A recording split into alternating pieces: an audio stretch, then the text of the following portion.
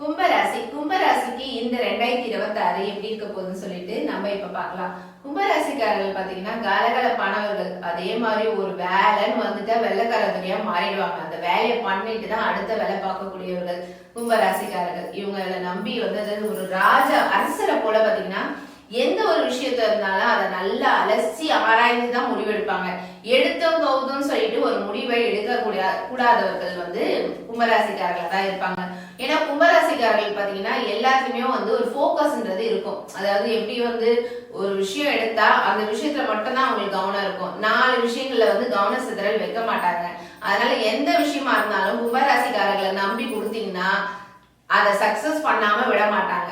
அப்படியாப்பட்டவங்க தான் கும்பராசிக்காரர்கள். கும்பராசிக்காரர்கள் பாத்தீங்கன்னா 9ஆம் பார்வையா குரு பார்வை இருக்கு கும்பராசிக்கு. கும்பராசிக்காரர்களுக்கு குரு பார்வை இருக்கிறதுனால பாத்தீங்கன்னா எல்லா விதத்திலுமே அவங்களுக்கு ஏற்றம் தரக்கூடிய ஒரு வருஷமாக போன வருஷம் இருந்திருக்கும். ஆனால் கொஞ்சம் பிரச்சனைகள் எல்லாமே, ஏன்னா அவங்களுடைய ராசிலேயே பாத்தீங்கன்னா ராகு பகவான் உட்கார்ந்து இருக்காரு. அதனால பாத்தீங்கன்னா கொஞ்சம் மனக்குழப்பம், உடம்பு ரீதியான பிரச்சனைகள், என்னதான் பணம் வந்தாலும் அதை அனுபவிக்க முடியாம உடம்பு ரீதியா பிரச்சனைகள் கொடுத்து ஏதாவது ஒரு விஷயம் வந்து அவங்களுக்கு இருந்திருக்கும். பட் வந்து இப்போ வந்து ஜூன் மாசத்துக்கு பிறகு குரு பயிற்சி, அதுக்கு அடுத்து ராகுகேது பயிற்சி வருது. அதனால பாத்தீங்கன்னா இந்த ராகுகேது பயிற்சியும் கும்பராசிக்கு வந்து ரொம்ப அருமையா இருக்கு. அதே மாதிரி குரு பயிற்சியும் சொல்லவே வேண்டாம், ரொம்ப நல்லா இருக்கு கும்பராசிக்காரர்களுக்கு. அதனால கும்பராசிக்காரர்கள் பாத்தீங்கன்னா எடுத்த விஷயங்கள் எல்லாமே சக்சஸ் ஆக போகுது.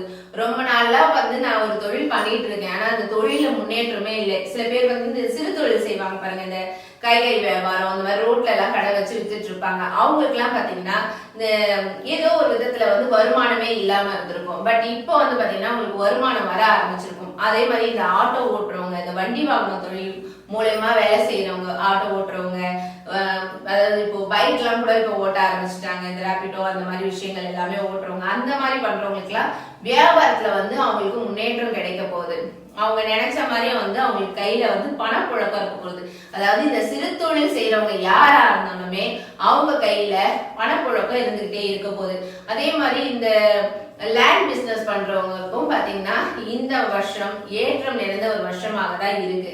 அதனால லாபத்தை வந்து கையில பாத்துக்கிட்டே இருக்க போறீங்கன்னு சொல்லலாம் கும்பராசிக்காரர்களுக்கு. கும்பராசிக்காரர்களுக்கு பாத்தீங்கன்னா ஒரு ஏதோ ஒரு குழப்பம், நிம்மதி இல்லாம இருந்திருப்பாங்க. கல்யாணம் ஆகல, திருமணம் ஆகலன்ற கஷ்டம் இருந்துட்டு இருக்கும். இல்ல செகண்ட் மேரேஜ், ஃபர்ஸ்ட் மேரேஜ் பண்ணி டிவோர்ஸ் ஆயிடுச்சு, செகண்ட் மேரேஜ்க்காக வெயிட் பண்ணிட்டு இருக்கோம். ஆனா என்னன்னு தெரியல, அதுக்கான ஒரு காலகட்டமா இது அமையல எனக்கு அப்படின்னு இருக்கிறவங்க எல்லாருக்குமே பாத்தீங்கன்னா கண்டிப்பா உங்களுக்கு செகண்ட் மேரேஜ் கை கூடி வரப்போகுது. அதே மாதிரி ஃபர்ஸ்ட் மேரேஜ் பண்றவங்களா இருந்தாலுமே நல்ல ஒரு அருமையான பார்ட்னர், அதாவது நீங்க இவ்வளவு நாளா எதிர்பார்த்த மாதிரி ஒரு பார்ட்னர் உங்களுக்கு கிடைக்க போறாரு. அது வந்து தொழிலா இருந்தாலும் சரி. சில பேர் வந்து கூட்டு தொழில் செய்யலாம்னு யோசிச்சுட்டு இருந்திருப்பீங்க. ஆனா ஏதோ ஒரு பயம், ஐயோ இவனை சேர்த்துக்கிறோமே, இல்ல இவளை சேர்த்துக்கிறோமே, ஏதாவது பிரச்சனை ஆயிடுமா, அப்படி எல்லாம் யோசிச்சிருப்பீங்க. ஆனா அதெல்லாம் பத்தி யோசிக்கவே வேண்டாம், கண்டிப்பா சக்சஸ் தான். நீ ஏன்னா கும்பராசிக்கு பாத்தீங்கன்னா ஜூன் மாசத்துக்கு பிறகு ரொம்ப அருமையா இருக்கு.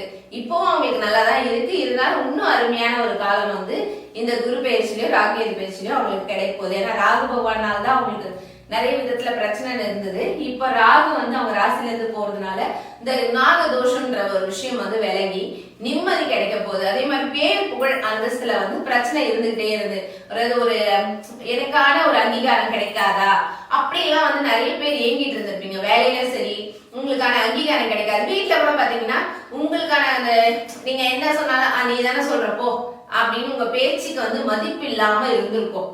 ஆனால் இப்போ வந்து உங்க பேச்சுக்கு மதிப்பு கிடைக்க போகுது. அதாவது நீங்க என்ன சொன்னாலும், அது வந்து உங்க கணவனா இருந்தாலும் சரி, இல்ல மனைவியா இருந்தாலும் சரி, நீங்க என்ன சொன்னாலுமே அதை கேட்கக்கூடிய ஒரு வருடமாக இந்த 2026 உங்களுக்கு அமைதுன்னு சொல்லுவேன். அதாவது எல்லா விதத்திலுமே ரொம்ப நாட்களா இடம் வாங்கணும்னு நினைச்சவங்களுக்கு இடம் கிடைக்க போகுது. வண்டி வாங்கணும்னு நினைச்சவங்களுக்கு வண்டி, நீங்க என்ன வண்டி நினைக்கிறீங்களோ அதே வண்டி வந்து உங்களுக்கு கிடைக்க போகுது. கும்பராசிக்கான பரிகாரங்கள். கும்பராசிக்காரனுடைய அதிபதி யாருன்னு பாத்தீங்கன்னா சனி பகவான் தான் கும்பராசியுடைய அதிபதி.